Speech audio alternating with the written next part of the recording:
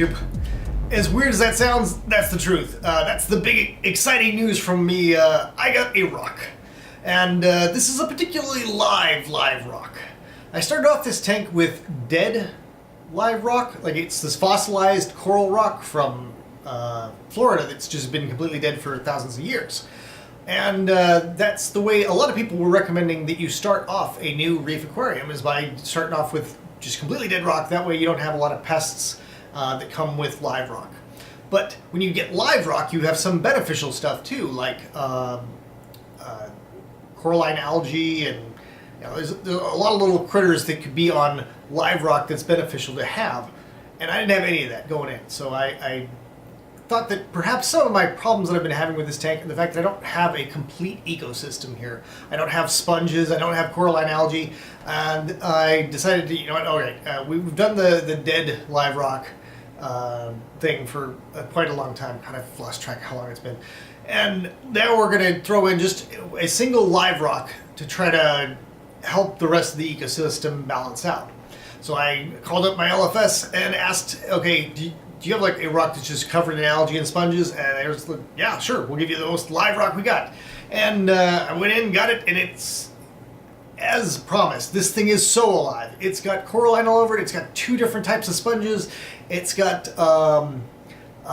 two mollusks, like full mollusks in here. One's a little and one's a really big one. And that's really awesome. However, I also got all of those pests that I was warned off of, like all of the pests. There's Asterina stars, which are these little starfish that will actually eat the coralline algae, so that's no good. I had to pluck them out individually. But there's also Aptasia all over this rock, which is terrible. Like, I didn't notice it when I was in the store, or else I would not have gotten this rock. I certainly wouldn't have put it in my tank, because Aptasia is a type of an enemy that's like extremely virulent. Like, it just grows like a weed and stings the shit out of everything else. So, and enemies can wander around, like they can move around on their foot. So you gotta watch out for these things. They will run around and sting everything. So as soon as I noticed that this was a problem, I look online and the internet is saying that you can get rid of these things by mixing up calc paste, which is the stuff that I use as a supplement, calc phosphor. Just mix up a really, really high concentration of it as a paste, and you spray that on them, and it's so high in alkalinity that it'll kill them. And then other people will say you gotta go the other direction, you gotta use vinegar, which is an acid, and that'll kill them.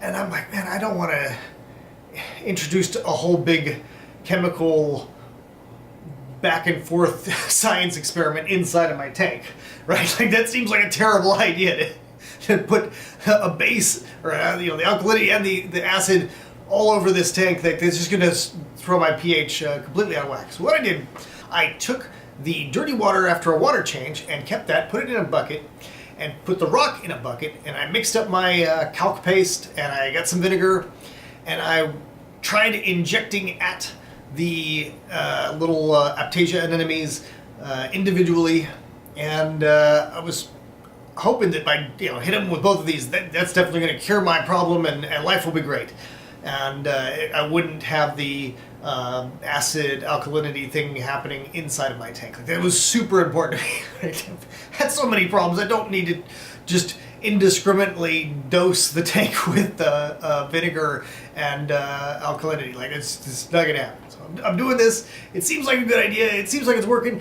And while I'm doing this, a brittle star popped out of the rock. Now, I wish I had video of this. I don't, because at the time I'm freaking out. It's like a baby brittle star. It's only about this big. A brittle star. I'll put a picture up. A brittle star is a beneficial starfish. Like, it'll eat detritus and stuff like that, and it won't bother anything else. But it's freaking out. Like, it is super not happy being in this water that's now full of all the acid and all the alkalinity, and it's just like flailing around madly. So I didn't stop to take a video of this. I immediately ran and grabbed some tweezers, because it's a brittle star. It will probably sting the shit. I think it will sting the shit out of me. It's got little stingy things. I grabbed some tweezers and gently lifted it up, took him to the kitchen, and dumped him in here. And he has a new home. Like, he's on one of the other rocks now. And I've actually seen him once poking out his arms, trying to grab at things. that are floating by in the when I'm feeding. So I'm really happy to have a good hitchhiker, as they're called, come with this very live rock. But the whole experiment didn't work. Like, it did not kill any of the Aptasia. It just made them angry. Like, they were kind of shriveled up for a few days, but it didn't die. So I'm like, all right, maybe I got to try this again. And this time I'm, mixed up a even stronger dosage of calc and squirting that on them. That didn't work either. So somebody suggests that you take super glue and just super glue the holes that they're over. Like, you can't just tweezer these guys out because they're kind of in the crevices of the rock. They'll I've tried. You try to tweezer them, they just sink into the little holes. There's just no way to get them out of there. So somebody suggested putting super glue over the holes, and that sounded like a great idea. So I'm all over that. I'm putting super glue all over the place. And these tenacious motherfuckers just come out around the edges of the super glue, like they push their way out of the super glue, or in some cases, since the rocks are part of like a tunneling network, they'll just come out somewhere else altogether. And God damn it, these are super annoying. Now, some people suggest you get a high power laser and just shine it on these guys, and that'll fry them. They actually hear them cooking. There's like YouTube laser Aptasia, and you'll see some examples of this. Now, other people are saying you do not want to do this because as it's dying, it's going to start ejecting spores or some shit that's going to now infest your whole tank with these things. Right? So I don't want to do that. But I've not had any success with any of the other methods suggested. The easiest method is to get a shrimp. There's this, I think it's a cleaner shrimp. There's a type of shrimp that loves to eat these things. However, my husband is arachnophobic, and when he saw these in the fish store, he flipped out. He's like, "No, we're not getting any of those." So they're just a little too arachnide. So we're not going to have any of that shrimp in here. I've got to come up with a new solution. Now my next idea is like a combination of ideas. All right. So the super glue problem, like it created more problems where they're just coming around it and makes my rock look ugly. So instead of that, what I'm going to do is I've noticed that when I've used super glue and putty for gluing frags down, I can then at a later date pull off the putty puck thing, whatever, and it brings off the super glue with it.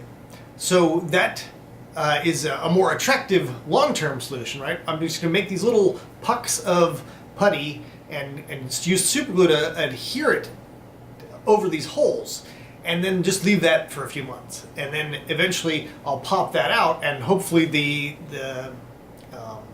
Aptasia inside of the holes will have died out. Since they won't be getting any nutrients, they won't be getting any light, or whatever the hell it is that they want, they won't be getting any of whatever they need. And hopefully after a few months they're going to be dead, and I'll be able to peel it off and not have ugly super glue all over the place.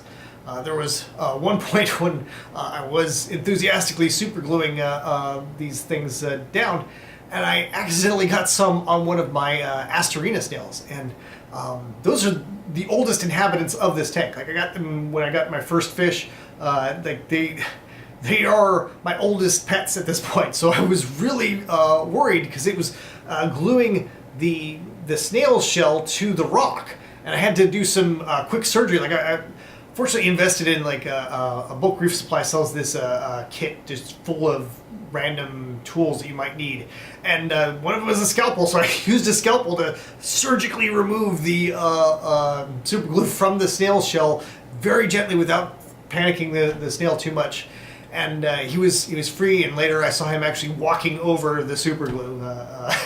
Once, fortunately, the super glue had dried out. So snails are okay, Aptasia are okay, everybody's okay, and I'm gonna keep on battling with them. But I did end up achieving what I'd set out to, which is to create a more stable ecosystem here, because now I've got sponges, which are filter feeders. Right? They're just a natural part of the ecosystem that's found in a lot of home reef tanks. So I've got that, and I've got these mollusks, which are really cool. They're also filter feeders, and they seem to be thriving in here. They're really interesting to watch because they, for the most part, will just look like a rock. But sometimes you'll see them move, and it's like, oh my god, the rock moved. It's a little more touch of life in what has been a depressingly dead tank since I had my alkalinity and salinity woes several months back. And on that front, I have been like really making sure I gently ramp up the salinity, and I'm maintaining a very constant alkalinity. I'm watching, like I'm doing so many of my tests. Like I've bought so many of these alkalinity testers, so I can do an alkalinity test like every other day. I'm so religious about it, making sure I'm getting it stable and keeping it stable. And now I feel like I'm ready to start reintroducing some corals next month. Before I do that, let's run through the survivors. Like actually, before we look at the survivors, let's get up the bad news. Okay, the bad news is the monopora are dead. Like I don't know what happened to this stellata. It was doing fine. It seemed to be the sole survivor of all of my SPS, and then one day it just stopped having its polyps come out, and the polyps never came back. There was no tissue necrosis or any other sign of any problems. It's just one day it decided to stop living, and it did. So the rainbow money above that has not come back in any way, shape, or form. It's basically just a big mat of algae with like 3 or 4 polyps still. So the monopora are dead. The Duncan, one of the main Duncan, had at one point like ejected a lot of its secondary or tertiary, all of its other heads, except for the main head, and Junior, the first major head to come off of it. And then Junior just kind of started receding. Like you can see a little bit of his tentacles, but he's never really fully emerged from the body. And for about a month, the main head of this Duncan was just not fully fluffing up at all. I don't know what caused this. This happened like a month or so after all of the problems. So it was just a random, okay, my Duncan's not doing well. Now, the fish that had been hosting the Duncan noticed this and started leaving him alone eventually. So it might have been a matter of the clowns just kind of battering it around, and it was stressed out and started ejecting heads. Like I have no idea. It was me just shooting in the dark.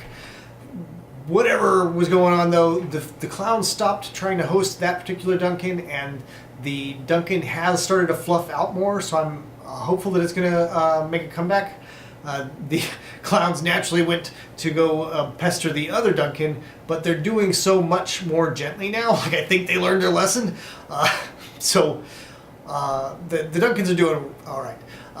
The Cephastria over on the left side of the tank is doing really well. Like it's not showing a lot of, like I'm not seeing it growing or anything like that, but the polyp extension is great. Like it's never been this good. So since I've gotten all my chemistry stable, I am rewarded by seeing now the Cephastria suddenly showing new life. Like it never looked this great. So I'm very happy to see. After losing all the little polyps on the monopora, I'm very happy to see another critter in here with happy, fluffy polyps. Okay. It's really hard to describe, and I don't know if it comes through in the video, but it's so cool to see in life these little polyps. Like each individual little polyp is its own little critter. It's part of this colony of critters that make up the coral, and it's just super cool to see these little things popping out and dancing around in the water flow. Yeah, it's a real kick for me to be able to see that, especially the way that this is facing. I look over and I will always see this throughout the day, and it's gratifying. It's encouraging me that I'm not a total fuck up when it comes to this hobby. Like I am trying hard, and it is paying off in some ways. The hammer coral is also doing well, which is great because right now it's the most expensive coral in there. So I'm really glad to see that that's doing well. And the zoas are doing zoa things. Like they're not growing too many heads, although the TG Gauntlet, the green one, has sprouted another baby head, I think.